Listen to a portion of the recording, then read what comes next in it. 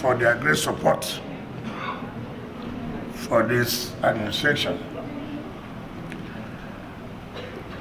On behalf of traditional rulers, the spokesperson, the Tinubu of Karachi, has said that they've taken a position to make sure there is peace within their various domains.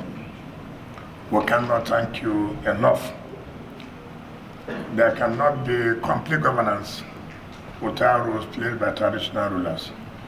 I want to sincerely thank you and your colleagues for the efforts you have put in place, for the arrangement you have put in place to make sure there is peace within your zone from now on. Let me also thank the religious leaders, by the Muslim community and the Christian communities, that have said that peace is necessary for any form of development. I want to assure you, on our own part, we will continue to partner with the religious leaders. Thank you for kind words of encouragement, and be assured that we will do everything possible to see that peace is maintained within our city. The youth have spoken, and they have spoken very well. What's important that the youth realize the need for us to have peace in this city. And like we said, without dialogue, without discussion, it will be difficult to know where one is erring, where one is, so you will know the corrections to make. Protest does not solve any problem. Protest rather, creates more problem, because hooligans, hoodlums, would always want to take advantage in order to foment problem and create crisis. I've always said that there's nothing wrong. It's a right to make a protest, but that protest will be within the ambit of the law. When you want to do demonstration that is geared to destruction, that is geared to overthrow, then that is not a legitimate protest. Just like the youth said here, there are things that have been bothering them. If we did not go for this meeting, we would not have known. And so, calling for this meeting have been able to solve a lot of problems, and which, by the grace of God, we'll make some announcement before we depart here. But let me say clearly, I will say, in terms of mentorship, if you check in our cabinet, it's made up of youth too. The coordinator of the satellite town is a youth. The mandate secretary of area council is a youth. The general council is a youth. So if you have 8-member cabinet, you have 3 as youth. Then you cannot say the youth have not been carried along. No, so it's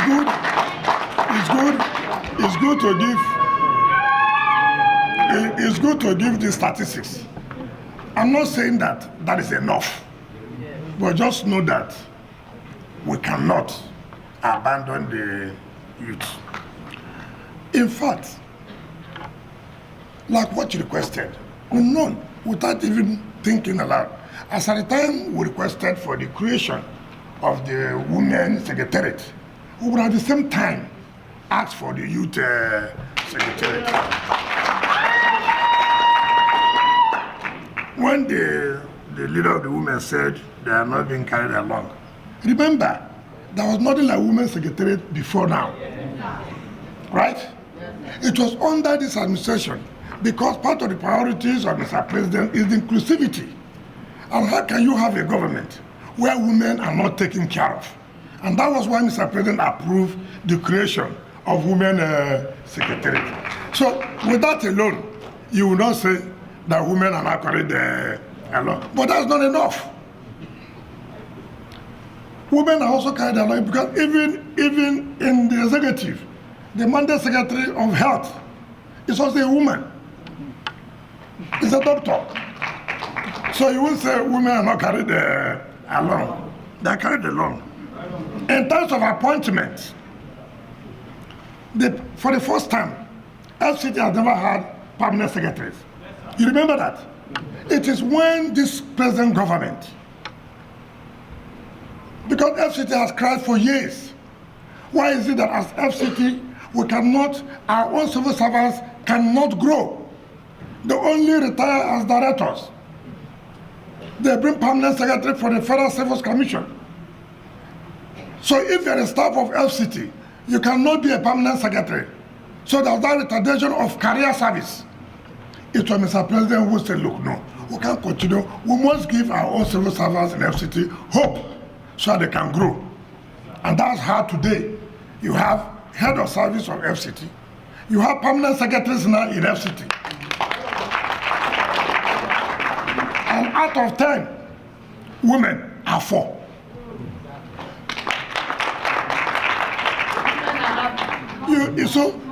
So women cannot say they are not carried out of 10 positions. You took 4. You took 4. No, it's good for these facts to be given so you understand. That is not enough. Because you are our mothers. You care for more for us. You pray for us. So we should give you more. But in asking for more, remember that we have given. It's only when you remember that, then we'll be happy to say, now you have remembered, you appreciate it. And when one appreciates, something else will be given. That's where it is. So I thank you most sincerely.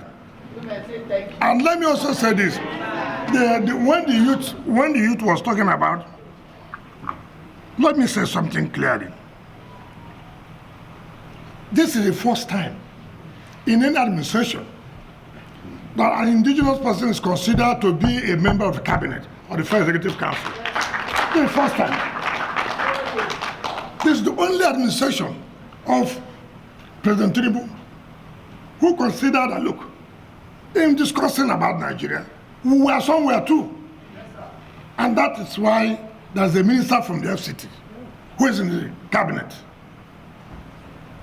And this is what government is giving you hope back, giving the people hope back. Not to make people feel different when they believe that they are not part of our system. Just like you said here about the Public Complaints Commission. I thank God that you have a member in the cabinet. You have a member in FCT cabinet. And that's when the appointing permanent secretaries, Mr. President insisted there must be an indigenous person too to be a permanent secretary. Some of you may not have these facts. About the Public Complaints Commission, let me say clearly, and I do know, if Mr. President's attention was called, he would have corrected it. And I can speak to you here, I will go to make sure this is corrected.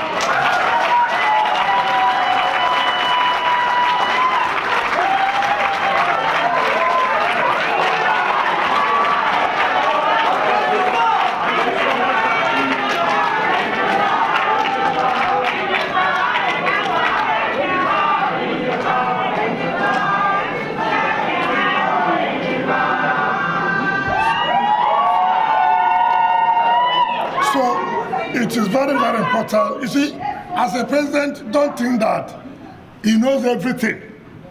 These are appointments. Thousands of people submit names. Some people can be mischievous. He won't know until the attention is brought to him. That's where it is done. So I thank God he did not go to war. I thank God he didn't go to protest on the road. This is what we're talking about, dialogue. When you dialogue, people will take correction. When you discuss, people say, oh, this is the mistake we have made. Let us correct the mistake. And that is Mr. President for you. He has never told you that he will not make a mistake. He's a human. He must make a mistake. That's why he's a human being. But what's important, when you call his attention that is a mistake made, he has that penchant to correcting such a mistake. So please let nobody bother to go and carry placard or whatever to go on the street. No, it's something that will be sorted out. Without talking to Mr. President, I do know that if I send a memo to him to create the youth secretariat, Mr. President will create it.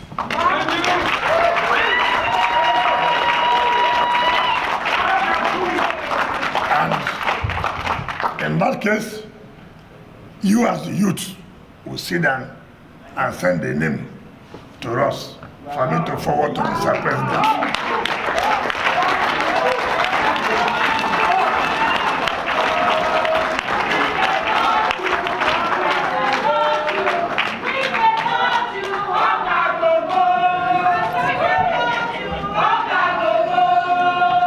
As regards to the regular meetings, let me apologize. Let me apologize to you why we could not hold regular meetings. You see, when you come into an office, you see barrage of demands of let's want to talk to you, want to meet you. You don't even know whom you are talking with. Like you said, there are so many groups. So I was being careful. And that's why up till now, I've never made an appointment of S8 on youth. I've never done that. Because I felt one day we'll all meet. I've not made an appointment on anybody political. I've not made an appointment on anything community relations. Normally we should have those who will communicate and relate with various communities, even the religious groups. We should have somebody who's relating with the minister in terms of the Muslim and the Christian, in terms of the various communities. Very, very important. So, thank God we are meeting, and we all see them, the various communities, the Hausa community, the Yoruba, the indigenous community, the Igbo community. We have people so who can be relating and be trying to tell us what their problems and what their things are, so that we'll be able to say what we can do. So that is the truth of the matter. You know, why not think that if Abuja is working, why do you think Nigeria will not work? Why do you think so? First of all, we came on board here. So many people have cried that, oh, things are not moving. This is not happening, that is not happening. It's okay. By the grace of God, with the support we have from Mr. President, there will be a change. And we are committed to making changes. When we came in, security was so high. For the first time, we went out, like the youth president said, we went out to all the area councils. We spoke with the chiefs. We spoke with the emirs. We spoke with the Christian leaders. We spoke with the Muslim leaders. We spoke with the youth, several bodies, women. And we identified and asked, what do you want us to do? You have a role to play to bring down insecurity. Government alone cannot do it. We need you. And with the support you have given, with the security agencies, you can attest to the fact that there's a difference. We are not saying that we have brought insecurity to it, and nobody in this world, no country, after they nearly killed Donald Trump the other day. Is it not correct? Is it not correct? If it was here and I would have said security agencies have failed. Yesterday, they sabotaged the train system in Paris, keeping over 800,000 stranded. If it was there, our security people are not working. That is advanced country. So nobody can say you can completely eliminate insecurity. Nobody can say that. But what's important, I as the FCC am privileged to know, to have information of what they do daily basis. And I commend them. It is not easy. I commend them. So look at how we have talked, and we promise them of logistics. They cannot say we are not doing our own part. That is not enough. We'll continue to do our own part. Very soon we'll start building security stations as they requested in the various area councils. Look at the roads in the rural areas. Today I just came back from Kuje. When we went to Kuje to hold town hall meetings, I'm sure that is the emir, that is Chief Islam, they are there from Kuje, and he was there. He asked us that this airport road to Kuje have now ordered since, and nothing has happened. I promise him, by the grace of God, that road will start it, will complete it to the glory of God. Today, he was there. He saw what Arab contractors are doing. We went to the Kuje, the entire road, which they requested for. By the grace of God, before December, that road has been completed. And what we are trying to do, to start from where that stops in Kuje and take it down to Gwabrada. So that there is no protest sweeping. There is no protest sweeping. There is no protest sweeping. Junior Abuja students are saying there is no protest sweeping. Thank you. You are illegal. You are illegal. You are illegal. Thank you. So you see, that is what has never happened. If you're from Ghana, you don't need to go to the airport. You just enter Kuje, you're in the city. You don't need to go to the airport. Look at the one we are doing in Kwale. The same thing in Namax, Sabiru. See the one we are doing in Abaji. Kwale.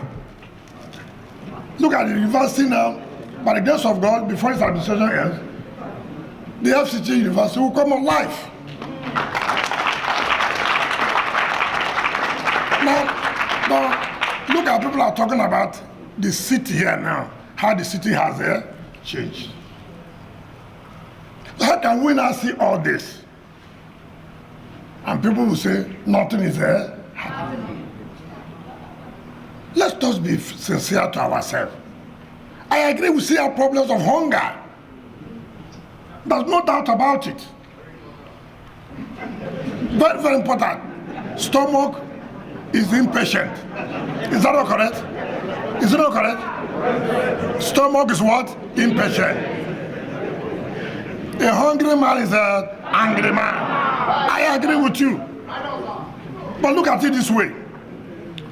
We have a duty to provide food. We also have a duty to provide infrastructure. Is it not correct? Yes, sir. Now, providing food, understand that this problem we are talking about is not a problem of today. It's not a problem of what? Today. That's why when you see a decay economy, you need leadership that will bring policies that will turn that to be good. And some policies at a short time will affect the citizens. That's why people are shouting hunger. I agree with you.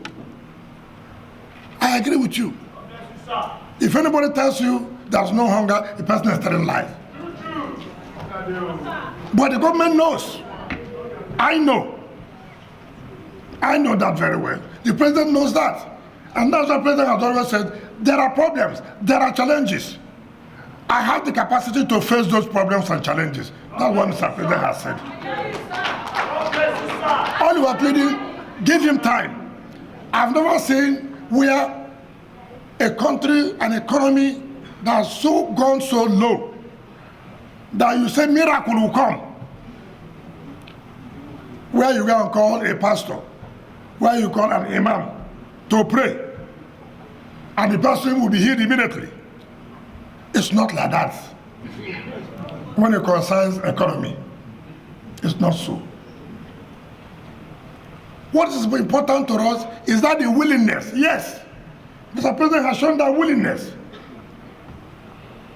You know, there are politicians, they want to be in power at all costs. Who are these people who want to do protests? I'm just reading on social media. They have applied to me to grant the Ego Square. Do you apply to me through social media? You write a letter to the minister. I will see you. Who are you? What do you want to do? How many days do you want to spend? How much will you pay?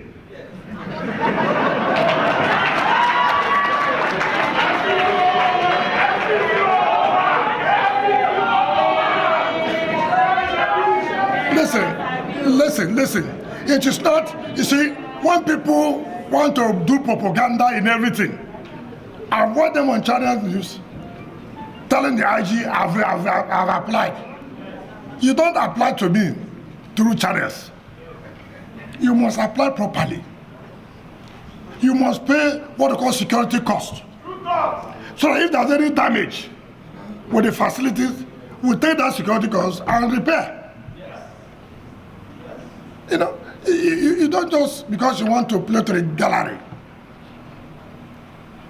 We don't just give people just because you have applied. You fulfill the conditions. And two, people have applied. In fact, look at the International Conference Center. You remember, we have to shut it down. But people have paid. Yes. I said, well, that's nothing we can do now. It's emergency situation. We cannot allow that place to be the way it is. It cannot be an international conference center. It was so embarrassing when Mr. President came there to inaugurate the ECOWAS Parliament. You can never believe that that's our own international conference center. So we said no. So pressure came, okay, give people till August. Those who are paid from August down to, people are booked in next year. We said we cannot continue to allow it. August 22, the last day, Julius Berger go in and give a first leave of International Conference Center. So also this Ego Square Tour. People are paid, yes, booking. And you say applying to me now. I should go and cancel those people's own because you want to protest. He who comes first, he take the approval. First come, first serve.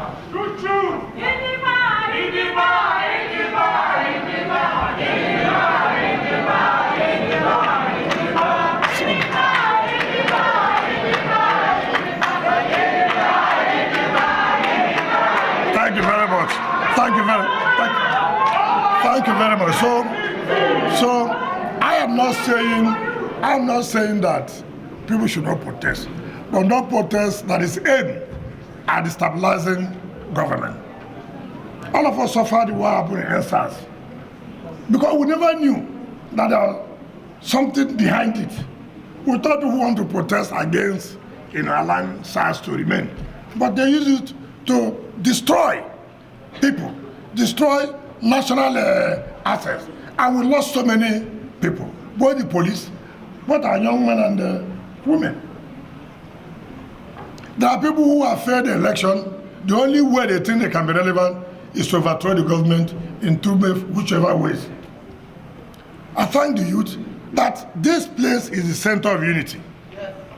This place we cannot afford to allow the capital city, where the international community is, to be where people will want to practice how to be violent.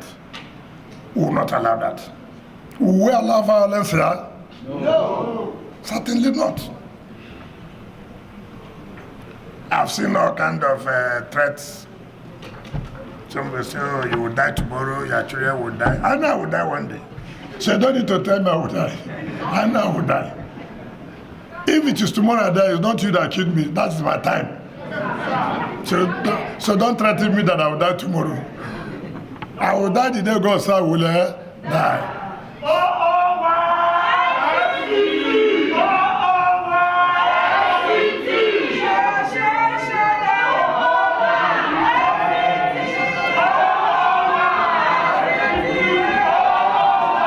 So let me tell the youth will sit down and work out how the empowerment will go. What form of empowerment? I believe that by the time Mr. President gives the approval of the Secretariat, which I know, knowing him very well, he will hurriedly do it for you. I know that we'll now work out how the form of empowerment, how it will go. Also, with the women, this will be a special empowerment scheme for the women, and I believe. So I believe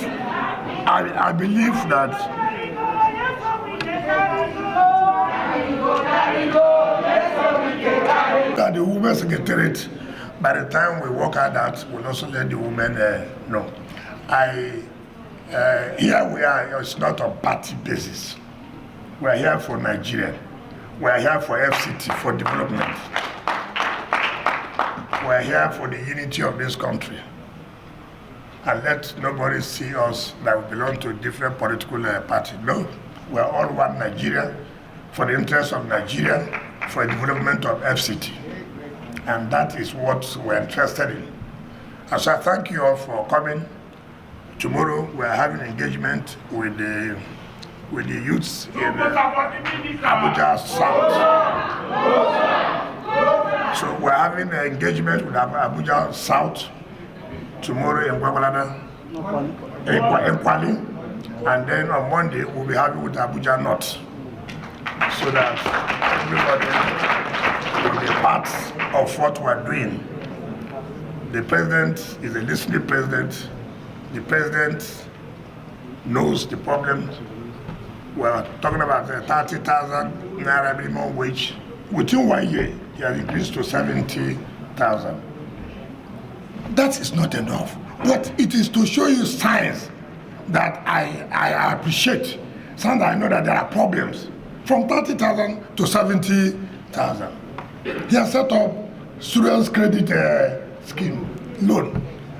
These things may not solve all the problems, but at least it's to cushion the hardship a bit. We owe him support. We owe him prayer. If Nigeria destabilizes, it affects all of us. It's not correct. So, why are we going to allow that? Why are we going to allow this chief propagandist to dish out lies, stories? Let me commend the area council chairman. We work together. We work together, irrespective of their parties. We work together. That's why I see all of them. I don't say your party A, therefore no road should be done there. Your party B, therefore no road should be done. No, we don't do that. I told them once party is a vehicle that carries you to a destination. When you get down, you come down. Having won an election, you are not talking about the whole people, not your own party. And that is the way it's supposed to be. Traditional rulers, I'll continue to thank you. First, we are honoring our traditional rulers. We are giving some of them who have not been given their staff of office to give them. And I know when you carry trouble to where traditional rulers are, when you see thunder, don't blame anybody, because that day is their own day. It's the royal father's day. So if you carry trouble to destroy what they are doing, you are the gods of the land. You will face it. My hands are okay. My hands are clean. It's not me. It's you and the gods of the land now that are fighting, not longer us. You know. So I urge that all of us will give them that support, and we'll do everything we can to empower our women and our youth. So thank you very much for coming, and God bless you.